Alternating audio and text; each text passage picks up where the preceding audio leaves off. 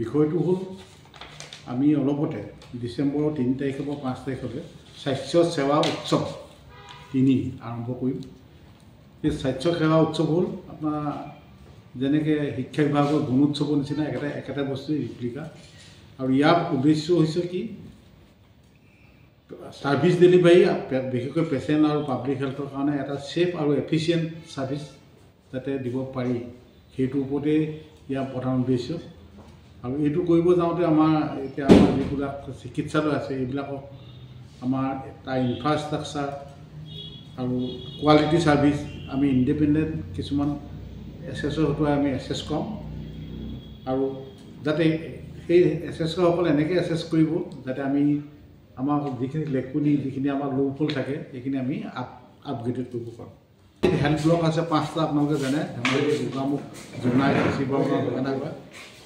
আমাৰ district hospital আছে এখন, BPHC আছে 5টা, CHC আছে 3টা, CHC মডেল হস্পিটেল বুলিও কোৱা হয়, আৰু PHC আছে 16টা, আৰু নদী কাষৰীয়া হস্পিটেল আছে 2খন, আৰু ছাব চেণ্টাৰ আছে 101টা।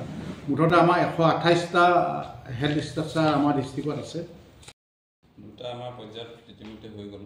এটা ফাৰ্ষ্ট পৰ্যায় আৰু ছেকেণ্ড পৰ্যায়ত আমাৰ ইতিমধ্যে আমাৰ স্বাস্থ্যসেৱা উৎসৱটো হৈ গৈছে। গতিকে আমাৰ প্ৰথম পৰ্যায়ত আমি যেতিয়া ফাইনেল এছেছমেণ্ট হৈছিলে তেতিয়া আমি A গ্ৰেড পাবলৈ হৈছিলে। দুটা আমাৰ হেল্থ ইনষ্টিটিউশ্যনে আমাৰ A গ্ৰেড পাবলৈ সক্ষম হৈছিলে। B গ্ৰেড তেনেধৰণে 15টা আৰু C গ্ৰেড 10টা।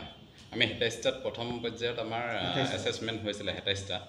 তাৰপিছত ছেকেণ্ড ফেজত কিন্তু আমি যথেষ্টখিনি আমি উন্নতি কৰিবলৈ সক্ষম হৈছোঁ। আমাৰ ছেকেণ্ড ফেজত আমাৰ A গ্ৰেড 16টা হেল্থ ইনষ্টিটিউশ্যনে পাইছে, তাৰপিছত B গ্ৰেড পাইছে 7টা আৰু C গ্ৰেড 6টা।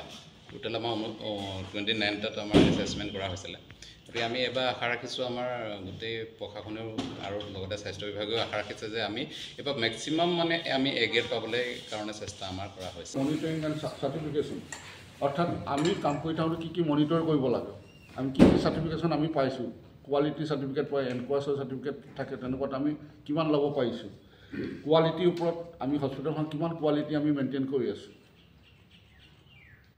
কোৱান্টিটি নহয় কোৱালিটিৰ ওপৰত আমি কিমান কৰি আছোঁ। তাৰপিছত ছাৰ্ভিচ প্ৰভাইড আমি কিমান কৰিছোঁ, যাৰ কোনোবা এটা পেচেণ্ট আহিছে আমি তাক ছাৰ্ভিচটো আমি কেনেদৰে দিছোঁ, সেই গোটেইকেইটাৰ ওপৰত 9টা থিমৰ ওপৰত আমাৰ এছেছমেণ্ট হ'ব। তাতে হ'ল চিভিল হস্পিটেল এগেইনষ্টত 2214 মাৰ্কছ থাকে। প্ৰতিটো কুৱেশ্যনতে 2 মাৰ্কছ থাকে। যদি আমি সেইটো কাম যদি নাই বা হোৱা নাই তেতিয়াহ'লে 0, যদি আছে ঠিক তেনেকৈ।